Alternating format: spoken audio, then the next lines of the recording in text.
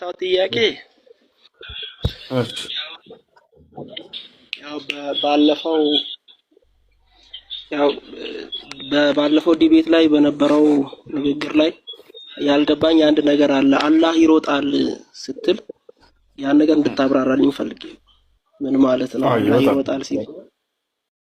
እሺ ማለት ሊተራል ሐዲሱ ነው ምን ወይስ? አይደለም እንደው በቀጥታ በሮጥ ምናምን እንዳልሆነ ላስረዳህ እያልኩት አልፈልግም ብሎ በዚያው እንትን አለ። ከዚያችን ቅርጽ አድርጎ ወስዶ አላህ ይሮጣል እያለ ይሳለቃል። እንደ ትልቅ ሰው ሆኖ መልስን ማዳመጥ መልካም ነበር። እንዲህ አድርጎ ሌላ ተከታች የሚከተሉትን ልጆች ለመሸወድ ቀርጿን ከመውሰድ እንደው አንተ አሁን በግልጽ ጠየቅ። እንደው በትክክል መሮጥ ነው ወይ ብለህ ጠየቅ። ላ አይደለም፣ በትክክል መሮጥ የሚባል ነገር አይደለም። ምን ማለት እንደሆነ እዚያው ሐዲሱ ላይ ላስረዳችሁ። አላህ በነቢያችን ሰለላሁ ዐለይሂ ወሰለም በኩል ሐዲስ አልቁድሲ ላይ ሲናገር ነው ያን ነገር የተናገረው። ምን አለ?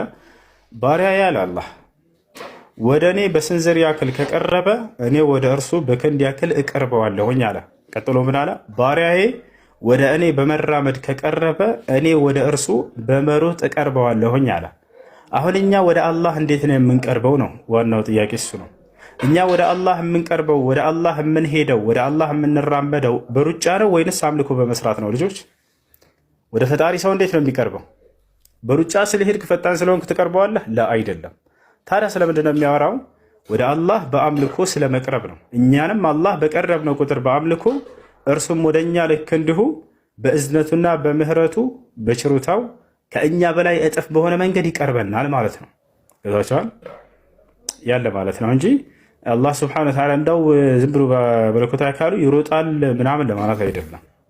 አላህ ስብሐነሁ ወተዓላ ወደ እኛ የሚቀርበው ኢብራሂም ዓለይሂ ሰላም ለምሳሌ ሱረቱ ሰፋት ላይ ኢኒ ዛሂቡን ኢላ ረቢ ሰይህዲን አለ። እኔ ወደ ጌታዬ እሄዳለሁ እርሱም መንገዱን ይመራኛል አለ። ኦኬ፣ ወደ ጌታዬ እሄዳለሁ ማለት እየተራመደ መሄድ ነው? አይደለም። አምልኮ በመስራት ነው ነብያቶች ወደ አምላክ የሚቃረቡት። አንተ አምልኮ በሰራህ ቁጥርና ወደ እርሱ በቀረብክ ቁጥር አላህ ከአንተ በበለጠ መልኩ ወደ አንተ ይቀርብሃል፣ በእዝነቱ በምህረቱ በችሮታው ማለት ነው። ይህን ይመስላል። ይህን ፍቺ ከራስ ያልኩት ከራስ ምን አልከኝ? ስለዚህ ማለት አሁን አንተ ባልከው መንገድ ከሆነ ይሄ ሐዲስ ቀጥታ ሊተራሪ አይተረጎምም ማለት ነው። አንተ እንዳልከው እንደ ሩጫ ነው ምናምን ለማለት አይደለም። በአምልኮ መቅረብ ነው። ያንን ሐዲስ ተርጓሚ እሱ ነው። ትርጓሚ ከራሴ እንዳልሆነ ላሳያችሁ አንድ ጊዜ ከራሴ እንዳልሆነ ላሳያችሁ። እሺ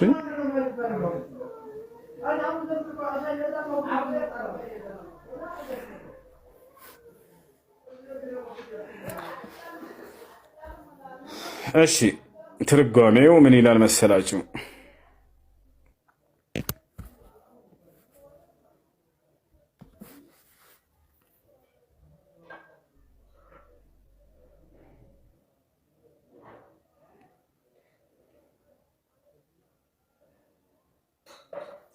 ኢማሙ ትርሚዚ ታውቋቸዋላችሁ?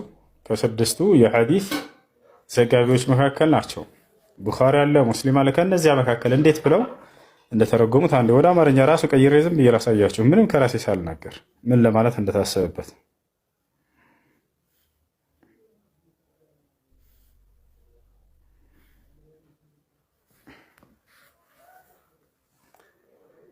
እሺ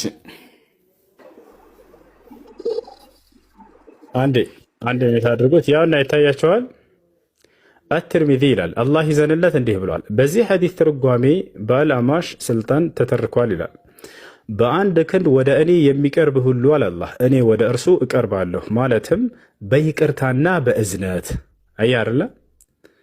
አንዳንድ ሊቃውንት ይህን ሐዲስ የተረጎሙት በዚህ መንገድ ነው አለ። እንዲህ ብለዋል። ትርጉሙም ባሪያው እኔም በታዘዘ እና ባዘዝኩት ነገር ወደ እኔ ቢቀርብ በይቅርታና በእዝነት ወደ እርሱ እቸኩላለሁ ማለት ነው። አያር በምህረቱ በእዝነቱ በችሮታው ወደ እኛ ይሮጣል እንጂ እንደው በአካሉ ይሮጣል ማለት አይደለም። እኛ በቀረብነው ልክ ከዚያ እጥፍ በሆነ መልኩ በእዝነቱና በችሮታው ወደ እኛ ይቀርባል ማለት ነው። ይሄ ነው ትርጓሜ። እሺ አይ ቆይ አሁን አንተ እንዳልከው ከሆነ ምንድነው ያው እኛ ጎግል ስናደርግ ያየነው አንድ ነገር አለ። እኔ በራሴ ማለት ነው ይህ ሐዲስ በሁለት መንገድ እንደሚተረጎም የሚያሳዩ ማስረጃዎች አሉ።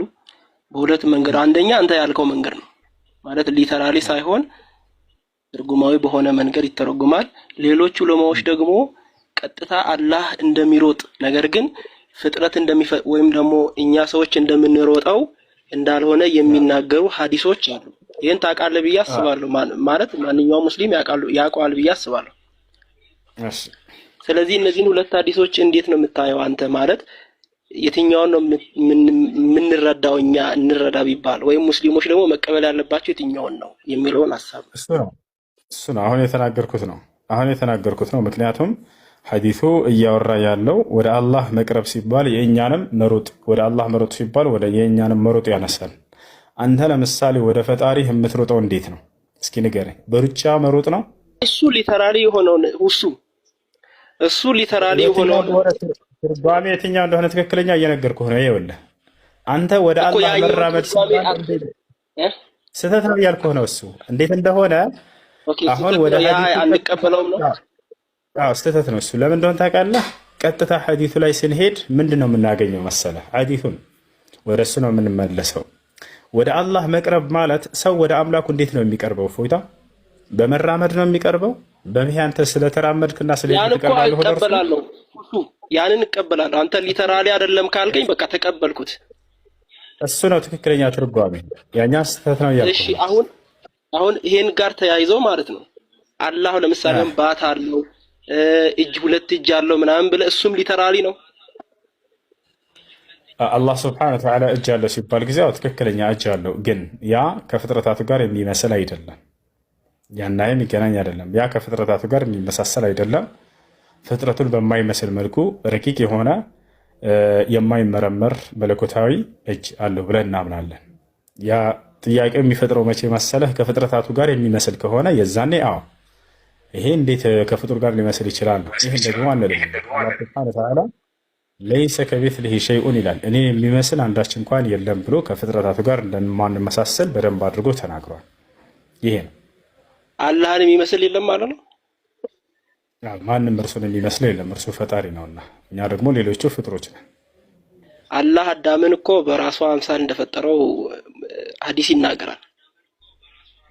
በራሱ እዛ ቦታ ላይ እሱ እንትን ነው ባህሪ ለማለት ነው። ሐዲሱን ከፈለክ አስረዳሃለሁ በሌላም ሐዲስ ላይ ላስረዳህ። ሐዲስ 841 ላይ ማየት ይቻላል። በደንብ አውቀዋለሁ ምን ለማለት እንደሆነ። አሁን ከፈለክ በጭንቅላቴ ላንብብልህ ምን ለማለት እንደሆነ ሐዲሱን ማስረዳሃለሁ በሌላ ሐዲስ።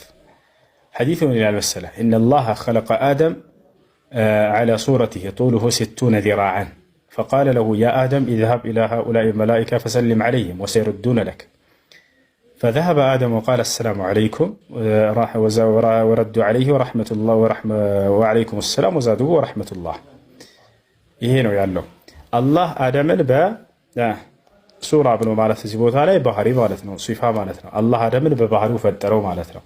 አላህ አደምን በባህሪው ፈጠረው። ሱራ ብሎ ማለት እሱ ይቅርታ እንዳላቋርጥና ይቅርታ ማለት አውጥተህ ቃሉን ብታነብልን ደስ ይለኛል። ወይም ደግሞ ሐዲሱ ካለ አውጣልን ማለት እንደዛ አይልም። አንተ እንዳልከው ማለት ነው። አንተ እንዳልከው አይልም። ሐዲሱ ካለ ወይ እንግሊዘኛ አውጣልን። እኔ አረብኛ ስለማልችል እንግሊዘኛን ወይም አማርኛውን አውጣልን። በቃ እናውጣልሃለን። አረብኛ እናውጣልህ ቀጥታ ቃል በቃልና ሱራ የሚለው ባህሪ እንደሆነ እዚያው ላይ ላሳየህ። እኔ ምን ትላለህ? አይ ኖ እንግሊዘኛውን ወይም አማርኛውን አውጣልኝ። አረብኛ አይደለም የምፈልገው። አንተ ትክክለኛ ሐዲሱን የሚገልጽልህ ያኛው ነው። ማነው ስምህ? ትክክለኛ የሚገልጽልህ ሐዲሱ የመጣው በአረበኛ ነው። ያንኑ ቃል በቃል ለምን እንደሚጠቀመው ላስረዳ ስለ መረዳት አትፈልግም። አይ ያንኑ ቃል ነው የምፈልገው አለ። ሐዲስ በሐዲስ ይፈታል። እንዴት እንደሚፈታ እሱን አሳያለሁ። እሺ ሁሱዬ ምን መሰለህ፣ አሁን አረብኛ አንተ እኔ ስለማላውቀው አረብኛውን አንተ እንደፈለክ ልተረጎሙ ትችላለህ። ይሄ ብዙ እስልምና ላይ የሚሰራ ስለሆነ ማለት ነው። አባቴን ለማስታወስ እኔ ፎቶ አያስፈልገኝም፣ ዓለምን የፈጠረ ነው ከተባለ ማለት ነው። እና አትሳደቡ። ሲቀጥል ደግሞ ከእውነት ጎን ቁሙ። ለምንድን ነው የምትሳደቡት? ሲጀመር እንደ የዓለማዊ ጦርነት አይደለም አትሳደቡ። በጣም ቀፋፊ ስድብ ነው የምትሳደቡት። ደግሞ በዛ ላይ ስነ ስርዓት ይኖራቸው አንብቡ።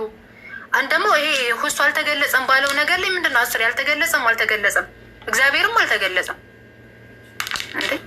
እኔ ነው ልላችሁ ፈልገው ይሄን አሁን የጠየቁትን ጥያቄ የሚመልስልኝ ሰው ካለ ግን ደስ ይለኛል። ለምንድን ነው እዳችሁ ተከፍሏል ተብሎ ምንም የማያውቅ ሕፃን ልጅ እዳ ያለበት ለምንድን ነው?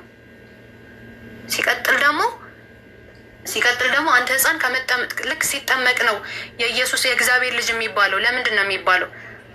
40 ቀን ሳያልፈው ቢታመም እንኳን ያ ሕፃን መጠመቅ አለበት ግዴታ ይላል። እንዴት? ለምን?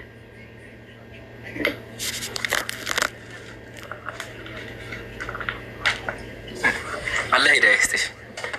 አልሐምዱሊላህ በደንብ ዳዕዋችን እየሰራን አልሐምዱሊላህ። ህዝበ ክርስቲያኑ እየነቃን ያለው ለዓለማቱ ጌታ ምስጋና ይገባ። አሁን ምን እናድርግ መሰላችሁ? ገስት ላይ 3 ክርስቲያን አለ። 3ቱም ስለ ክርስትና ጥያቄ አላቸው። እኔ አላወራም። ሊመልስላቸው የሚችል ዲያቆን ካለ እባክህ አንድ ቦታ ጻፍ። እኔ አላወራም። በቃ እኔ አላወራቸውም። እኔ ባወራቸው ሙስሊም ነው። እጅ ላይ መጽሐፍ ቅዱስ አለ። ሁሉ መጽሐፍ ቅዱስ፣ ይሄ መጽሐፍ ቅዱስ፣ ይሄ ሁሉ መጽሐፍ ቅዱስ፣ እዚህ ጋር መጽሐፍ ቅዱስ አለ። ብዙ አለኝ። ግን እኔ አላወራም። ችግር የለውም። ዲያቆን ካለ እባክህ አንድ ዲያቆን ገስት ግባና እባክህ መልስላቸው። ወገኖች ያደርጋቸው ያው እስልምናን አትቀበሉ ምትሉ ነገር ሰምታችሁኛል? ይቅርታ እኔ ኔትወርክ ይዞኝ ነበረ። በደንብ ተሰምቷል። እሺ ቀጥይ ሳራ። እሺ ወደ እስልምና እውነትም ወደ እስልምና ሃይማኖታችንን መቀየር ማትፈልጉ ከሆነ እንዳንወጣ ከቤተ ክርስቲያን እንዳንወጣ ማትፈልጉ ከሆነ ኑና ጥያቄያችንን መልሱልን። እኛ ማንኛውም እምነት ትክክለኛ እምነት ከሆነ ችግር የለብንም ለመከተል። ግን እውነትን ነው የምንፈልገው። በስርዓት የምታስረዱን ከሆነ የምንጠይቃችሁን ጥያቄ በትክክል የምትመልሱልን ከሆነ በነገራችን ላይ ምንም በድብቅ የሚገዛ አምላክ አለ ብዬ ራሱን ሳይገልጽ ራሱ እንደዚህ ብሎ በግልጽ በመጽሐፍ ቅዱስ ላይ ሳያስቀምጥ ተገዙኝ የሚል አምላክ አለ ብዬ አላምንም መቼም። ምክንያቱም ፈጣሪ ራሱን በእንትኑ በመላእክቱ በነቢያቶቹ ግልጽ አድርጎ እስካልነገረን ድረስ እኛ በምን አውቀን ነው የምንገዛው? ግን እናንተ በመጽሐፉ ያለውን ነገር ስንጠይቃችሁ ትቀሰፋላችሁ ብላችሁ እኛን ታስፈራራላችሁ። ስለዚህ እኛ በምን አውቀን እንገዛው አምላካችንን? ስለዚህ የምትመልሱልን ካላችሁ ግቡ እና መልሱን። አልተገለጸም። በነገራችን ላይ ሁሱ ህዝበ ሙስሊሙ ማለት ነው በደንብ ማመስገን አለባችሁ።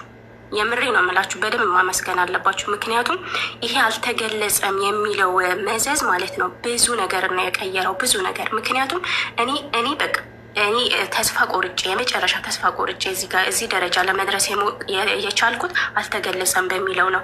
አልተገለጸም ሲሉ አሁን እኔ የምሬ ነው እኔ በራሴ አፍራለሁ። ምክንያቱም እነሱ የሚፈልጉት ያልሆነውን ነገር ያልተገለጸውን ነገር ጨምሮ እንዲያወራ ነው የሚፈልጉት፣ እንዲያወራ። ምክንያቱም እሱ ምንድነው ያለው? ያልተገለጸውን ነገር ግልጽ ያልሆነውን ነገር ግልጽ አናረግም፣ ግልጽ የሆነውን ነገር ግን እንዳለ እናስቀምጣለን ብሎ ነው የተናገረው። ምናክል ይሄ እስልምና ላይ ምናክል በትክክለኛ መንገድ እንድትመሩና ምናክል ደግሞ በእውነተኛ በመጽሐፉ ብቻ ያለውን እንደምትናገሩ ነው የሚያመለክተው። ይህ እውነትን ነው። በቃ ይሄ እውነትን ለሚፈልጉ ሰዎች መንገድ ነው የሚመራው፣ መስመር ነው የሚያሳየው። የእውነቴ ነው የምለው እኔ መስመር ነው የሆነን። አልተገለጸም፣ መስመር ነው የሆነን። በቃ 100% ይሄ እኔ መስመሬ አልተገለጠም ነው። ምክንያቱም ምን አክል እውነት ላይ መጽሐፍ ቅዱስ ላይ ግን የማይጨመር ነገር የለም። ሲፈልጉ በፍላጎታቸው የፈለጉ ጊዜ ይጨምራሉ፣ የፈለገውን ይቀንሳሉ። እንደዚህ የሆነ መጽሐፍ ቅዱስ ብዙ ጊዜ ተበርዟል። ግን የፈለጉትን ያወጡታል፣ የፈለጉትን ይቀንሱታል፣ የፈለጉትን ለምን? እሺ ሳራ ይብቃሽ። በቃ አሁን ወደ ጥያቄ እናገራለሁ። ለምን ሲጀመር መጽሐፍ ቅዱስ ሊበረዝ ለምን አስፈለገ? ሰው ኦርቶዶክስ ይምጣ ብላችኋል። አሁን እንመልሳለን። አንተ ሲጀመር አንተ ተሳዳቢ ነህ። አንተ ሲጀመር ምን ታውቅና ነው የምትመልሰው? አንተ ኦርቶዶክስ ይምጣ ተብያለሁ። አሁን ጠይቂና ይፈልግሽውን እንመልሳለን። ለምን አትረጋጋም? ለምን ትረበሻለህ? ሀሳቡ መጀመሪያ ስማ ታወራለህ። ሀሳቡን ከሰማህ አይደል? አይ ፖለቲካ አትስሯ። የሌለ ነገር እፎይ ሸውዶናል። በሀሰት ትምህርት ሸውዶናል። እፎይን እኔ ከስንት ዓመታት በፊት ነው የምከተለው፣ ከስንት ዓመታት በፊት ነው ማውቀው፣ ከአንተ በፊት ማለት ነው። ግን ሸውዶናል። በቃ እፎይ ሸውዶናል። ምክንያቱም የሌለን ነገር ነው አምጥቶ የሚያስተምረው። እኔ ኬት እንደሚያመጣው አላውቅም። ለራሱ ለብቻው መጽሐፍ ተጽፎለታል እንዴ? እኛን በጨለማ ድር አድርጎ እየጎተተን የነበረ በጨለማ እፎይ ነው። እፎይ ሲጀመር እኛ ሸውዶናል። ኦርቶዶክስ ሙስሊምን አይደለም በጨለማ እየመራን ያለው እፎይ ሙስሊሙን አይደለም። አንተ ሰውዬ ልንገርካ፣ ኦርቶዶክሳውያን ነው በጨለማ እየመራን ያለው። ገባህ? ሸውዶናል። ማይሸወድ ደግሞ ሁሌም ደግሞ ተሸወዱ ነው እንዴ? በቃ ከተነቃ እኮ ላሽ ማለት ነው እንዴ? ይህን አክል ሸውዶናል። አሁን ነቀን በቃ ላሽ በሉ። የሚያሳየው ቆይ አንዴ አንዴ ረጋ በል እስኪ፣ አንዴ ረጋ በል ፕሊዝ። ያኛው ትክክለኛው እፎይ አምጣ ወይም ረጋ በል። ለምን ትጮኻለህ? አያችኋ፣ እንደዚህ ናቸው። ገብተው ራሱ ሙስሊም ጥያቄ ሊመልሱ አይረጋጉም።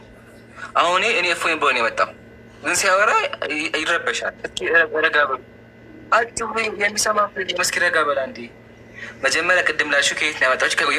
ከጉግል ነው የሚያመጣው። ታይሻል? ጉግል ነው የሚያመጣው። ይሄ ሰውየው ነው የሚያመጣው። ከምንድን ነው? ጉግል እንደዚህ ገባና ጉግል ላይ አንቺም ግቢ፣ ጉግል ላይ ግቢና እንደዚህ ጉግል ላይ ትገቢና ትጽፊያለሽ። እሱን የሚያነበው ያው ላይቭ ላይ እኔ ጋር ባለፈው ሲወይ ጉግል ነው ያመጣው።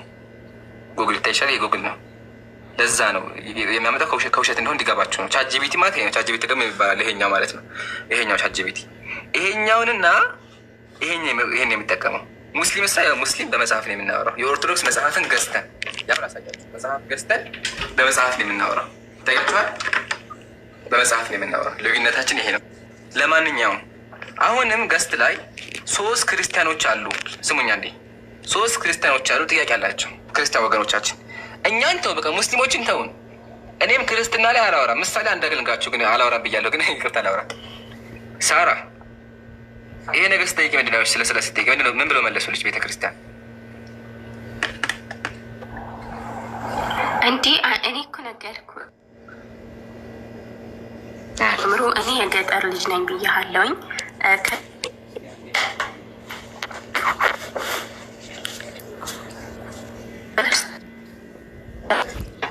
ከዛ በኋላ ቤተክርስቲያን ነው የምንሄደው። እኔ ማውቀው አንድ እግዚአብሔር ብቻ እንዳለ ነው እስካሁን ድረስ ማለት ነው። ግን ይህ ነገር በሚዲያ ነው እኔ መጠያየቅ የጀመርኩኝ። ግን ስጠይቃቸው ትቀጸፊያለሽ፣ ተማሪ መጀመሪያ ተማሪ ነው የሚሉኝ። እኔ ሊገባኝ አልቻለም። ለመማር ለማንበብ ሞክሬያለሁ፣ ግን ምንም በቃ ውዝግብግብ ነው የሚያደርገኝ። እኔ ሲጀመር እኔ ስለ እነዚህ ሰዎች ምንም ነገር እኔ በቃ እና ላይ ነው ያዞሩት። ግን አንቺ ብቻ አይደለሽም ሳራ፣ ስለ እነዚህ አምላኮች ስለ ስላሴ ማንም አያውቅም። በደንብ አዳምጡ ክርስቲያኖች። ስላሴ ሚስጥር ነው።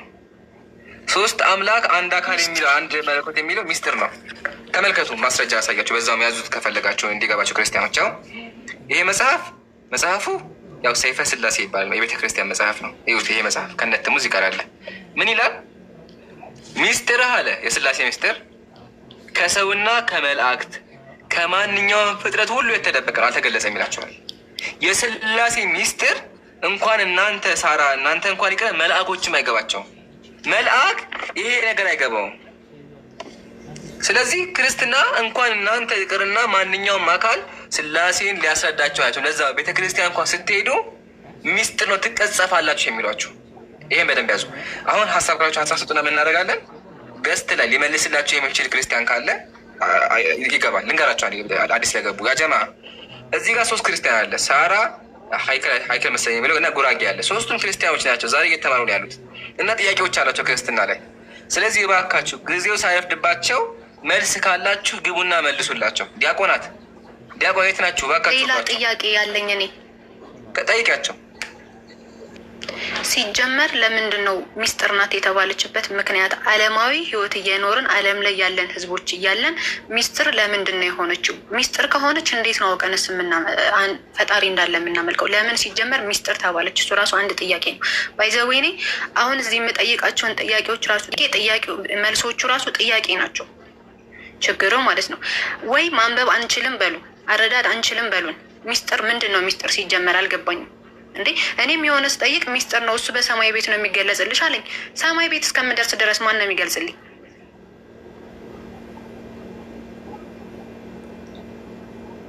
አዎ የኔም ጥያቄ እንደዛ ነበረ። ቀድምም ጠይቄም ያልተመለሰልኝ ለምን ሚስጥር ትሆናለች አልገባኝም። ሚስጥር የሚባል ነገር የለም። ሲጀመር ማንኛውም ዲያቆንም ሆነ ቄስ ማለት ነው በስነ ስርዓት እያነበቡት የሉም። እኛ ደግሞ ተከታዮችን ብንሆን ሰምተን እዛ ጋር ቤተክርስቲያን ስንሄድ የምንሰማው ምናምን ነው እንጂ እኔ ገልጫ አላውቅም። እኔ በጣም ብዙ ጥያቄዎች እስከሚፈጥሩብኝ አሁን ነው መግለጽ የጀመርኩት ማለት ነው። እና መልሶቿ ሁሉ ጥያቄ ናቸው። ሲጀመር ለምን ሚስጥር ተባለች? ሲጀመር ለምን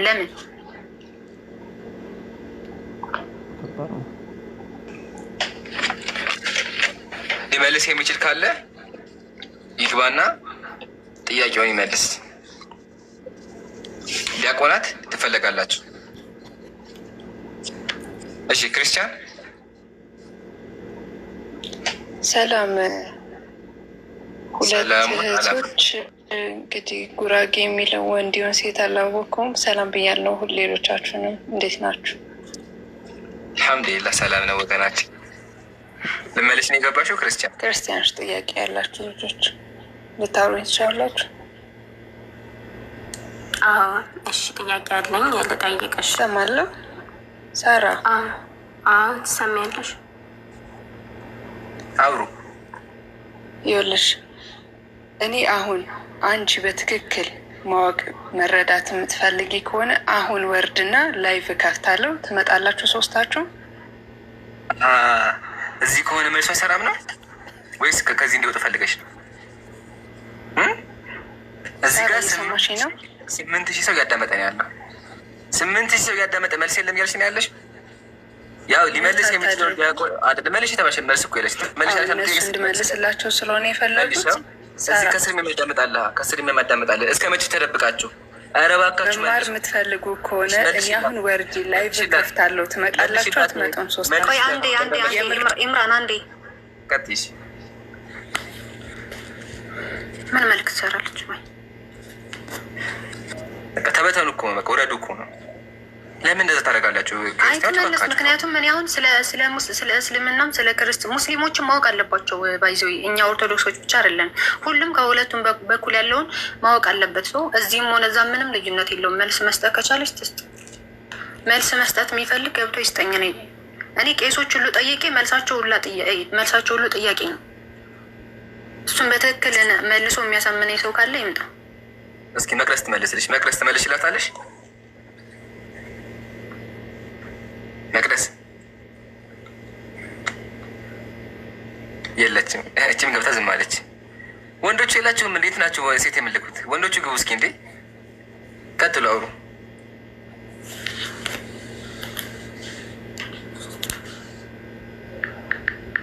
እነሱ እንደዚህ ነው እኮ የሚያፍኑን። በድብቅ ነው በቃ ትምህርታቸውን በድብቅ ንግግራቸውን በድብቅ እኛንም ድብቅ አድርጎ አስቀሩ።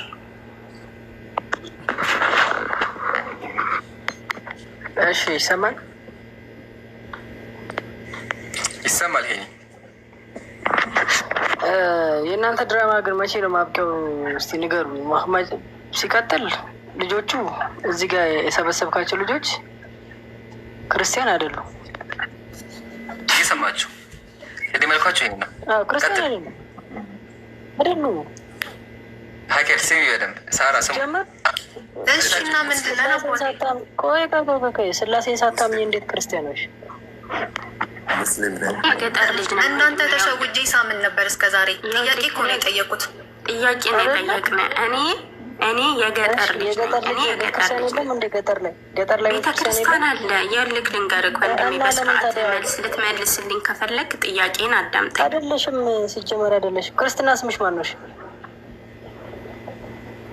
ጥያቄ ልትመልስ አሁን ጥያቄ ልትመልስ ነው የገባው ወይስ ልትመረምር ነው? እኔ ልትመረምር ነው? ጥያቄ ልትጠይቅ ነው የገባው? ክርስትና ስምሽን ተናገሪ። ምን አገባክ? ምን አገባ? ጥያቄ መልስልኝ። ጥያቄ ጠይቁ ይመለስላችኋል አይደለም ያልከው? ጠይቅ መልስ። ክርስቲያን አይደለሽ። ጥያቄ ይተነቁል ነው ክርስትና ስምሽ ነው መደበቃችሁ። እኔ ግርም የሚለኝ እስካሁን ድረስ የሰለመው ታዲያ እስካሁን ድረስ ሚዲያም ላይ ይሁን መሬትም ላይ ይሁን የሰለመው እሺ ሙስሊም ነው? እኔ እኮ ግርም እኮ ነው የምትሉኝ። እያያችሁ ማታም ነው ቀላል እኮ ነው። አንድ ነገር ላግባባቸው ችግር የለውም። እሺ ሙስሊም ናቸው። እሺ ሙስሊም ከሆነ አትመልስላቸው። ሙስሊም አይደለንም። እኔን አይጠይቀኝም። የክርስትና ስሜን ለምን አትመልስም? ሲጀመር እሱ ብቻ ሳይሆን ማለት ነው እግዚአብሔር ኢየሱስ ክርስቶስን ሲወርድ የዳዊት ልጅ ትሆናለህ ብሎታል። ለምን ትሆናለህ? ለምንድን ነው ትሆናለህ ያለው? ዳዊት በምድር ላይ ስልጣን ስለነበረው ስልጣን ተፈልጎ ሽወዳ ነው ለእኔ ማለት ነው። ሲቀጥል እግዚአብሔር ምንም ህዝብን ማስተማር ከፈለገ ብዙ መላእክቶች አሉ። ምንድን ነው ዙሪያ ጥምጥም ድራማ መስራት አያስፈልግም። ዓለምን ማመን ነበረ። ግን አሁን በቃ ለእኔ ጥያቄ ሆኖብኛል። መብቴ ነው እሱ ደግሞ የዳዊት ልጅ የአብርሃም ልጅ እንዴ! አንድ እግዚአብሔር ልጅ አለው። ልጁ አባቱ ነው፣ አባቱ ልጁ ነው። መልአኩ ነብዩ እግዚአብሔር ነው፣ ነብዩ ፈጣሪ ነው፣ ፈጣሪው ነብይ ነው። ምን አይነት ነገር ነው ያልገባኝም። ለምንድን ነው ዙሪያ ጥምጥም የሚካሄደው? በዛ ላይ ዳዊት፣ አብርሃም፣ እግዚአብሔር ራሱ አባቱ፣ ሶስት አባት አለው፣ አንድ እናት አለው።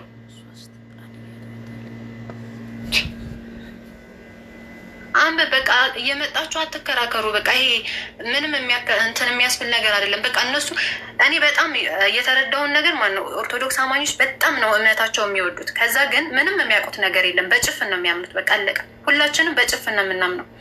ማንም እንዲነካ ብንሆንም ሙስሊም ብንሆንም ያው ሙስሊሞች ለብዙ ኦርቶዶክሳውያን መልስ እየመለሱ ነው ከመጽሐፋቸውም ከመጽሐፍ ቅዱሳችንንም። እናንተ እንደነሱ ለምን መልስ አትመልሱም? እስካሁን እኮ ለሙስሊሞች እኮ ለኦርቶዶክስ እኮ ብዙ መልሶችን እየመለሱ ነው አይደለም? በዛም እያስተማሩ ማለት ነው። እሺ እኛን አትዩን፣ እሺ እንደ ኦርቶዶክስ አትዩን፣ ግን ቢያንስ እንደ ሙስሊም እንኳን የጠየቅናችሁን ጥያቄ መልሱልን። እሺ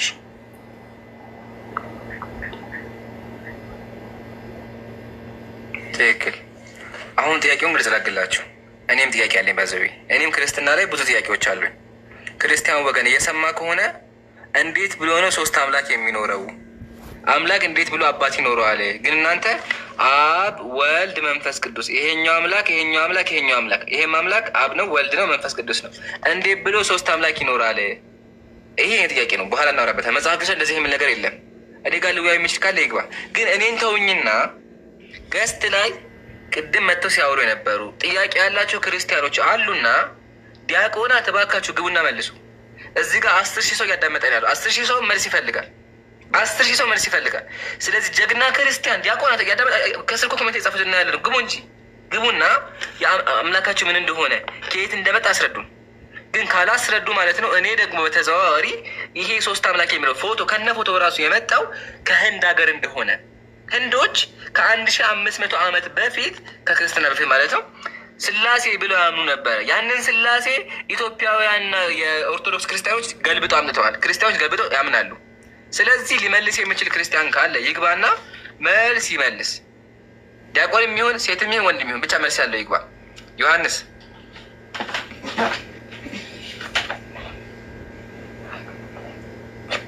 ዮሐንስ አሁን ይሄ አራተኛ ክርስቲያን ነው ጀማ ዮሐንስ እንዴት አመሻችሁ? አልሐምዱሊላህ። ትመልስላችኋለህ ማለት አሁን ለምሳሌ እሺ፣ ይቅርታ አንድ ኖ አቸለም እንደዛ አክብር ነው እያወራን ያለ ነው። ስለዚህ ድምፅህን አስተካክል። ካለህበት የጭፈራ ቦታ ውጣ። ሙዚቃ ለሰማት ለመዚህ የተሰበሰብ ነው። ራቅ በል ካለህበት እና መልስላቸው። እኔ አላወራም፣ ሚውት አድርጌ አዳምጥሃለሁ።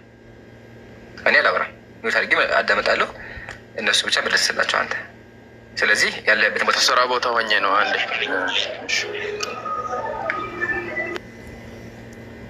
በቃ እንደዛ ከሆነ ተመልሰህና ችግር የለውም እንጂ ጫጫታ ውስጥ ቆይ አንዴ። አይሻ አንዴ ልውጣ፣ አንዴ ወጣ ላይ በቃ ችግር የለውም። እንጠብቅሃለን። ማንም እንዳያወርደው በቃ። ወይም ድጋሚ ካስተካከል እና ይግባ። እሺ ሊመልስ የሚችል ክርስቲያን ካለ እሺ። ባርኮት አቤት አቤት። ትመልስላችኋለህ?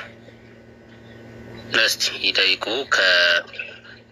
የሀይከል እስቲ ተጠይቀኝ። ሳራና ቅድም እንዳለው ጉራጌው ያው ሙስሊም ስለሚመስሉኝ እስቲ ሀይከል ምንድን ነው ጥያቄሽ? ድራማ ነው የሚመስለው አብዛኛው። አንዴ ሲጀመርስ በነቋ ጀመርክ አያችሁ አይደለ? ሙስሊም ናችሁ አለ። ጥያቄውን ከመመለስ ይልቅ ፐርሰናል አታክ። አንድ ሰው በእስልምና ራሱ በስሜው ታውቃለህ። ቢላ እንዲገባቸው ምን አይነት ሰዎች እንደሆኑ ምን አይነት የዘቀጡ እንደሆኑ ማለት እንዲገባቸው። ለቃሉ ተዘቅተሃል፣ በጣም ባለጌ ነህ። ለቃሉ አንድ ሙስሊም ነኝ ካለ ኸላስ ለአላህ ነው የምንተው። ጥያቄውን እንመልሳለን። ገና ጥያቄ ሲጠይቁና ክርስትና ላይ ሲወያዩ ምን ማለት ጀመሩ? ይሄማ ሙስሊም ነው ምናምን ማለት ጀመሩ። በጣም ያሳዝናል። በጣም ታሳዝናላችሁ። ለማንኛውም ይሄ ስብዕናን የሚያሳዩን ተውና ያው ጥያቄዎች ይመለስላቸዋል። ሳራ ሀይከ ቀጥሉ።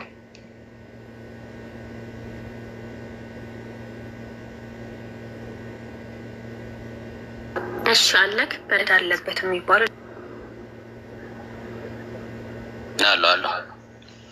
እሺ እኔ ጥያቄ ኢየሱስ ክርስቶስ እስራኤልን ከብዙ ነገር ታድጓቸዋል፣ ብዙ ነገር አስተምሯቸዋል፣ ከብዙ ነገር ብዙ ነገር ገልጾላቸዋል። ግን ስለ ሶስቱ ስላሴ ለምን ምስጢር አረገ? ይሄን ብዙ ነገር አውቀዋል፣ ብዙ ነገራቶችን አስተምሯቸዋል። ይሄንን ነገር ለምን አለፈው? ለምን ግልጽ ሳያደርገው አለፈው? ምክንያት እሺ፣ ምናልባት አንቺ መጽሐፍ ቅዱስ ላይ እግዚአብሔር አብ አምላክ እንደሆነ ታምኛለሽ? እግዚአብሔር እንዳለ ነው ማለት ነው። መጽሐፍ ቅዱስ አንብበሽ ታጣቂም?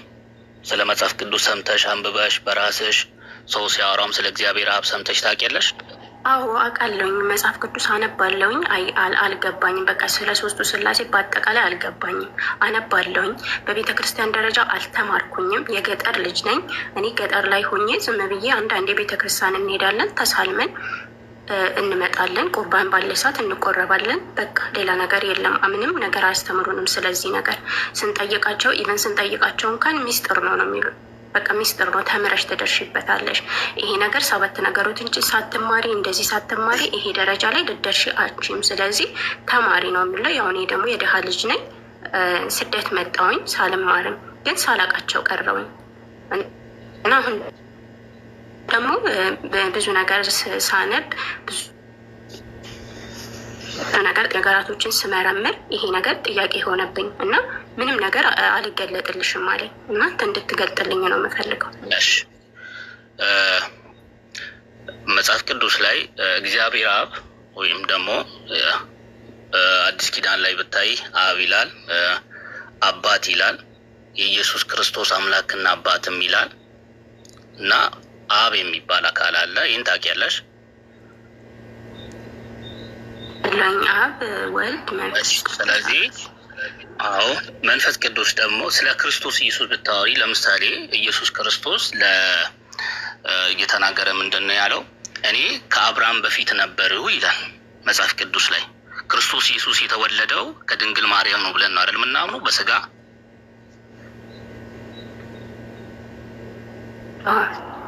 ነገር ግን ኢየሱስ ሲናገር ምን አለ? እኔ ከአብርሃም በፊት ነበርሁ ይላል። ይሄ ማለት ኢየሱስ ክርስቶስ ስጋ ሆኖ ከመገለጡ በፊትም ነበረ ማለት ነው። መጽሐፍ ቅዱስ ላይ ቀጥታ እንደዛ ተናግሯል። ባሮክ ከሳራ ጋር እያወራው ነው። ከአንተ ጋር ላውራ። እንዴ መሰለህ መጽሐፈ ምሳሌ የሚላል ቃውል አጭር ነው ይላል። አሁን እያደረክ ያለኸው አንተ የእግዚአብሔር ቃል ላይ የጭበረበርካት ነው ያለው። ወላሂ የጭበረበርካት ነው ያለው። ግልጽ ነገር ነው የምፈልገው። ውሸት ምናምን ምንም አያደርግልኝም። ያ በደንብ አዳምጥ። ባልኩ የጠየቀች ጥያቄ ሶስቱ አካል ለምንድን ነው መጽሐፍ ቅዱስ ላይ የሌሉት ነው ያለች። አልጠየቀችን። ስለዚህ ሰመከ ጥያቄዋ አብ፣ ወልድ፣ መንፈስ ቅዱስ አምላክ ናቸው የሚል ለምንድን ነው መጽሐፍ ቅዱስ ላይ የሌሉ ነው ያለች። መልሰው እስኪ። ይሄ ቃል በቃል አብ፣ ወልድ፣ መንፈስ ቅዱስ አምላክ ናቸው የሚል ቃል በቃል የለም። እኔ ግን ገልጬ መንፈስ ቅዱስ አምላክ መሆኑን፣ ኢየሱስ አምላክ መሆኑን፣ እግዚአብሔር አብ አምላክ መሆኑን አሳያለሁ። ምክንያቱም ቃል በቃል እንዲህ ለምን አልተጻፈ? ሶስት አምላክ አይደለም። ከአንተ ጋር ላውራ። አንድ አምላክ ከኔ ጋር ታወራለች። አንዴ ሳራሽ ልጁን ተያያዘ። አንድ አምላክ ካለ ሶስት አካል ያለው ማለት ነው። በሶስት አካል የተገለጠ። እሺ፣ ይሄ መጽሐፍ ቅዱስ ላይ ያስተምረው በዚህ አማኝ ነብይ አለ። ሶስት አካል ብሎ ያማኝ ነብይ ሶስት አካል አለ ብሎ ያመነ ነብይ አለ ወይ? ብሉይ ኪዳን ላይ ክርስቶስ ኢየሱስ በአካል አልተገለጠም አይደለ? ስለዚህ ነቢያት አያምኑ ማለት ነው። ያምናሉ እንጂ። ነገር ግን አሁን እያልኩ ያለው አንተ ነቢይ ቃል በቃል ይኸውልህ፣ ቆም እዚህ ጋር ነው የለም ያመነ አንድ ነቢይ ስጠኝ። እሺ ምን ብሎ ያመነ? አሁን ቃል በቃል አሁን እያልከኝ ያለው ቃል በቃል እያልከኝ ቃል በቃል አሁን ችግር አይሆን። ቃል በቃል በሀሳብ ደረጃ የትኛው ነቢይ ነው አብ ወልድ መንፈስ ቅዱስ አምላክ ናቸው ብሎ ያመነ? ይኸውልህ መጽሐፍ ቅዱስ ነው የምናወራው። መጽሐፍ ቅዱስ ላይ ክርስቶስ ኢየሱስም የተገለጠው በአዲስ ኪዳን ነው። መንፈስ ቅዱስም ራሱን የገለጠው በአዲስ ኪዳን ነው። ስለዚህ ነቢያት አምላክን አያውቁትም ነበር? ያውቁታል። ለምሳሌ ነቢያት እንደሚያውቁት ማስረጃ ልስጥህ። አብ ወልድ መንፈስ ቅዱስ እንደሚያውቁ ማስረጃ። ለምሳሌ ስለ ወልድ እንደሚያውቁ ልስጥህ። እሺ ስለ ወልድ እንደሚያውቁ ዕብራውያን አንድ አውጣ። መጽሐፍ ቅዱስ ዕብራውያን አንድ አውጣ። ዕብራውያን አዲስ ኪዳን ነው። በነቢያት ጊዜ የነበረ መጽሐፍ አይደለም። ከነቢያት መጽሐፍ አሳየኝ። ወደኋላ ለመሄድ ፈልጌ ነው። ከዕብራውያን ጀምሬ ዕብራውያን አዲስ ኪዳን ነው። አሁን እያጭበረበርክ ነው ያለው። ዕብራውያን አዲስ ኪዳን ነው። እኔ የጠየኩህ ከብሉይ ኪዳን ነው። የምን ማጭበርበር ነው? ለምንድን ነው በትክክል እያወራሁ ማጭበርበር ነው? ባርኮት እያጭበረበርክ ነው። ላሳይክ። ዕብራውያን መጽሐፍ ነው። ዕብራውያን አዲስ ኪዳን ነው። ሀሳቤን አስጨርሰኛ። ለምንድን ነው ሙሉ? ይኸውልህ ሀሳቤን ጊዜ ስጠኝና አስጨርሰኛ። ስለምን እያወራሁ እንደሆነ አውቃል አይደል? አልገባም። ጥያቄ እናስረዳ ድጋሚ። ከነቢያት መካከል ወልድን የጠቀሰ ወይ ስለ ወልድ ያወራ ወልድ መኖሩን የተናገረ አንድ ጥቀስ እያልክ ነው አይደለም? አልጠየኩም እንደዛ። እሺ አልሰማህም? ጥያቄ ያ ዝም ብለህ የምታወራው ጥያቄውን ሳሰማ የምታወራው አያ ታዝናለህ።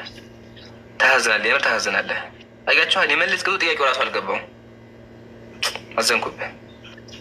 ሌላ ጊዜ ችግር ከመመለስ ብለህ ለማዳመጥ ነው። እሺ አይ አይደለም፣ ረጋ ብለህ አዳምጣ ነው ልድገምልህ። እሺ ሀቢቢ አዳምጥ።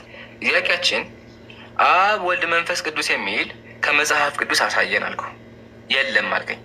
ማሻአላህ። ከሌለ አብ ወልድ መንፈስ ቅዱስ አምላክ ናቸው ብሎ ያመነ ነብይ አለ ስልህ አዎ አለ አልከኝ።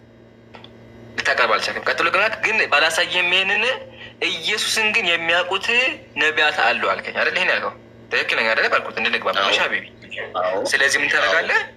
የትኛው ነብይ ነው ኢየሱስ አምላክ ነው ብሎ ያመነ? ማስረጃ ቀላል እኮ ነገር ነው። አሳየኝ። ያው ከነቢያት መጽሐፍ አሁን ሳወራ መሀል አትግባና እድል ስጠኝ። ዕብራውያንን ያነሳውበትን ምክንያት እነግርሃለሁ። ይኸውልህ ዕብራውያን እንደዚህ ይላል።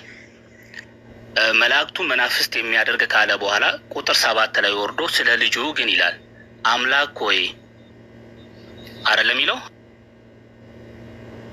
እንትን ይምሩ እየወጣ ይኸውልህ አምላክ ሆይ ዙፋን ከዘላለም እስከ እያወራው ነው።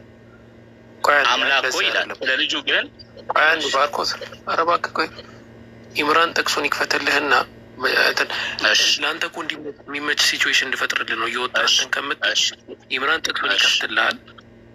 ሌላው ደግሞ ኢምራን በተቻለ መጠን እንትን ቢያደርገው አንተ አሁን የትኛው ነብይ ነው ስላልከው ለምሳሌ አበበ የሚባል ነብይ ይበልንና ከዛ ወደ ጥቅሱ ይሄድ፣ ወይ ደግሞ እንደዚህ የሚባል ነብይ ከዛ ወደ ጥቅሱ ማለት ነው ይከፍትልሃል። ጥቅሱ ወይ ደግሞ እኔም እከፍትልሃለሁ።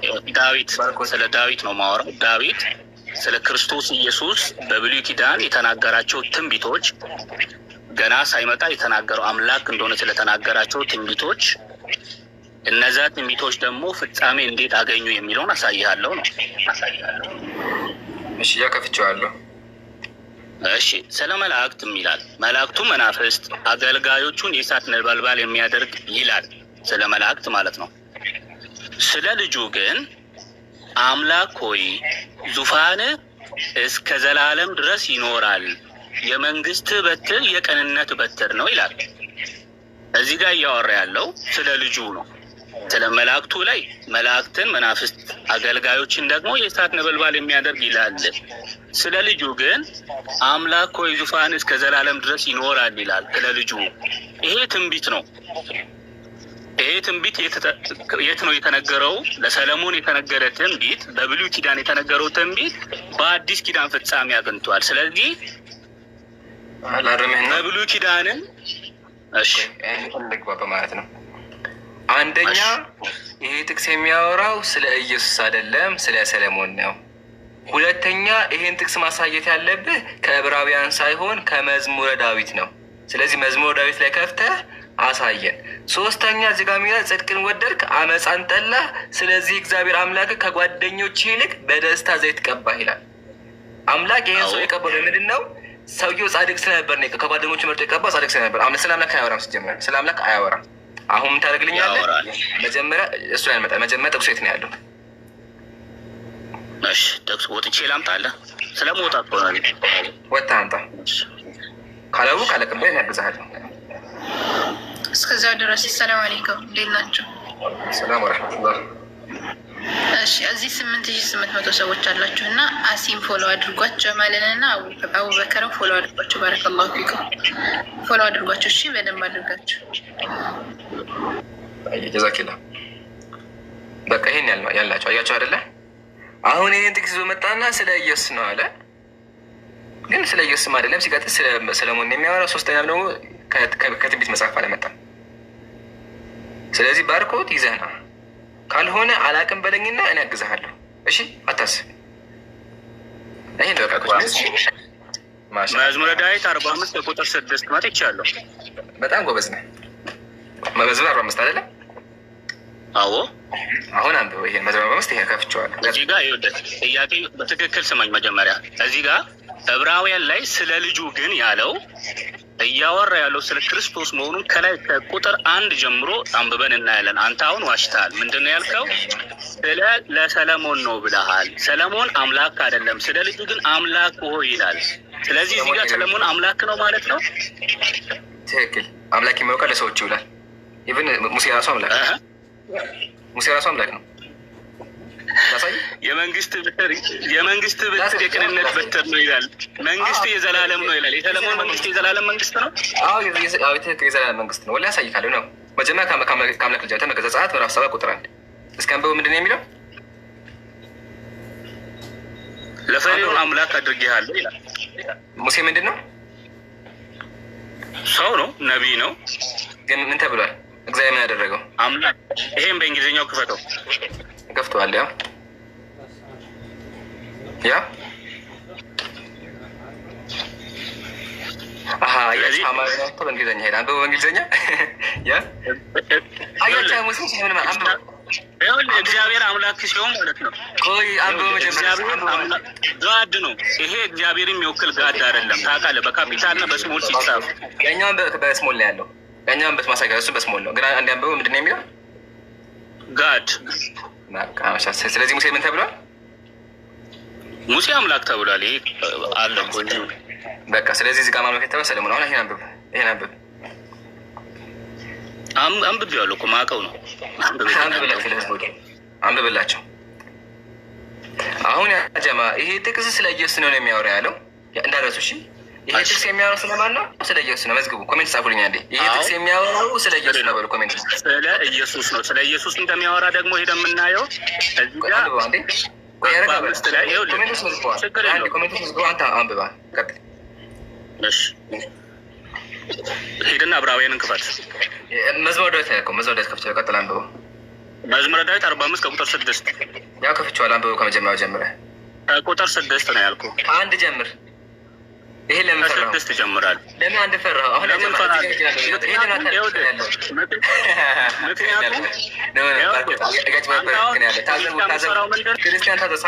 ሳራ ታዘቢ። ይሄን አላነብም ዘልዬ እዚህ ጋር ምዕራፍ 1 ጀምሮ እንዴት ነው? ከምዕራፍ 1 ጀምሮ እስከ መጨረሻ ያወራል ብያ። ቆይ ረጋ በል፣ አትቸኩል፣ ረጋ። መጀመሪያ ሙሉ መነበብ አለበት። ያወራል ያልኩት ቁጥር 6 ነው። ረጋ፣ አትረብሽ። ሙሉ አውዱ መታየት አለበት። ሙሉ አውዱ ስለማን እንደማ መታየት አለበት። ረጋ በል አንዴ ፕሊስ፣ እባክህን ባርኮት። አሁን ያ ጀማ ታዘቡ፣ ክርስቲያን ታዘብ እያለ ያለው ይሄን በሙሉ ዘልዬ እዚህ ጋር መጥቻ አወራለሁ ነው የሚለው። ለምን ከላይ ከሆነ ከባድ ነገር እንዳለ ያውቀዋል። ይሄን ነገር አይቶታል። ለዛ ነው። ስለዚህ ባርኮት የመጨረሻ እድል አለ። የምታነብ ከሆነ አንብብ፣ ካልሆነ ግን የሚያወራው ስለ ሰለሞን እንደሆነ አምነህ ትወጣለህ። ታነባለህ አታነብም? አንድ ምርጫ ብቻ ነው ያለ። ላውርድ ነው። ታነባለህ አታነብም? እንዲህ ተረጋጋና መጀመሪያ እንደማመጣ እኔ ያምጣሉት መጽሐፍ ያጨበርከን ያለው እኛ ጋር መጥብር አይፈቀድም። ሙስሊም ቤት ማጨበረ አንተ ያጭበረበርክ ነው። ይኸውልህ ስለ መጽሐፍ ቅዱስ በደንብ አላወቅም። ለምን አታነብንም ባልኩት ትምህርት ነው እያስተማርከን ነው። በዛው እንማር። ለምን አታነብልንም እንዴ? ቀላል እኮ ነው። ጥቅሱን ያመጣሁት እኔ ነኝ አይደለ? ሳራ ጠይቀሽኝ ነው። ከዛ ስለ ኢየሱስ አምላክነት የተናገረውን እያመጣሁልሽ ነው። ትንቢት ተነግሯል አልኩሽ።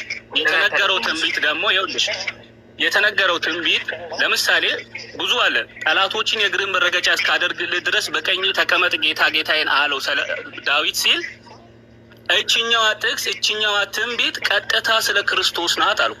አሁን ደግሞ መዝሙረ ዳዊት 45 ከቁጥር 6 ላይ ስለ ሰለሞን እየተናገረ ትንቢትን ስለ ክርስቶስ ነው የተናገረው። ምክንያቱም የዛን ዘመን ክርስቶስ ነው አይናገሩ ማሻአላ። አንዴ ቆይ ዝጋ። አዎ አንዴ ዝጋ። ስለዚህ ይኸውልሽ አንዴ አቆምሃለሁ።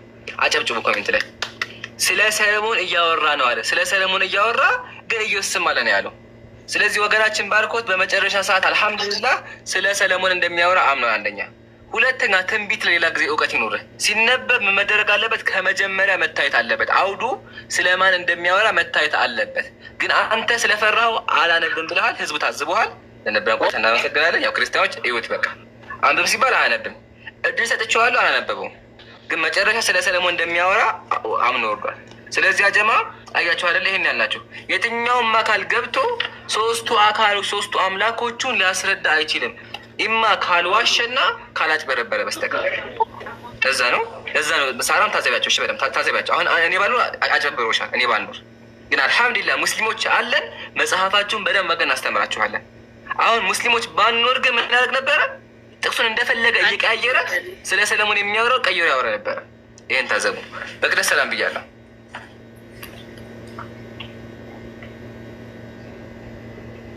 በቃ ምን ታርጌ መቅደስ ሳራለሽ? አንድ ጥያቄ አለኝ። መጠየቅ የምፈልገው ጥያቄ አለኝ። መቅደስ ካየሽ ከላይ 3 ክርስቲያኖች አሉ። ሶስቱም ጥያቄ አላቸው እኮ የነሱ ነፍስ አይቀድምም? እሺ ይጠይቁ፣ ችግር የለም። እሺ ሳራ መጠይቂያት። እኔ አልተመለሰልኝም። ያው የጠየኩትን ጥያቄ ከቻሉ ይመልሱልኝ ጥያቄን። ከዛ ውጭ ግን የለኝም አሁን የጠየኩት ጥያቄ። እሺ እኔ ለመለስ ብራን እሺ መልስ ኢምራን እንትን ቻሌንጅ ጀምረናል። ኢምራን 1 ሚሊዮን ለመሙላት እና 8000 ሰዎች አላችሁ። ቻሌንጁን ተቀላቅላችሁ ሸር ብታደርጉና የኢምራንን አሁን ፎሎ ያደርጋችሁ እዚህ ያላችሁ ፎሎ ብታደርጉና 1 ሚሊዮን ብትሞሉት በጣም አሪፍ ነው። እንደገና ደግሞ ሸር እያደረጋችሁ ሰዎች ፎሎ እንዳደርጉት ብታደርጉ ባረከላሁ ፊኩም እና 1 ሚሊዮን እንደምንም በዚህ ሳምንት ውስጥ መግባት አለበት። ውይይት ስላለ የውይይት ጥሪም ደግሞ ተደርጓል። ያንንም ዲዩት እያደረጋችሁ ለሁሉም እንድታሰራጩ በአክብሮት እንጠይቃለን። እንደገና አቡበከርን አሲን እና ጀማልን ፎሎ አድርጓቸው። ባረከላሁ ፊኩም። ቀጥሉ።